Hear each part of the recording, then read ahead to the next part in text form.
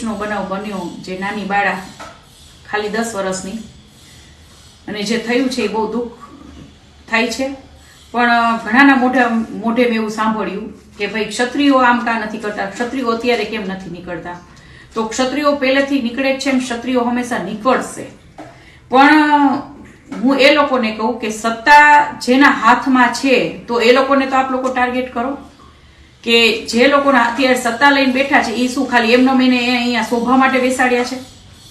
આના માટે ખાસ સત્તાધીશોને હું કહું છું કે સીધી ફાંસીની સજા ફટકારો, સીધી ફાંસીની સજા ફટકારો.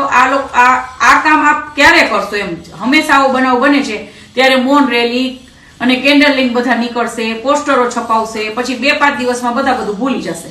એક સોશિયલ મીડિયામાં વાયરલ થઈ ગયું એટલે બસ પૂરું, જય માતાજી. અને હું તો હકીકત કહું છું, સોશિયલ મીડિયામાં તડાપડી કરવા માટે થઈને બધું કરવાનું, પછી કાંઈ નહીં.